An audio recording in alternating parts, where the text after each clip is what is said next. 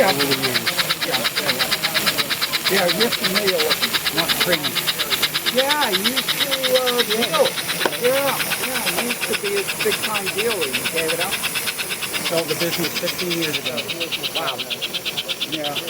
Well, I am not buying anymore, really. I'm just trying to trim down.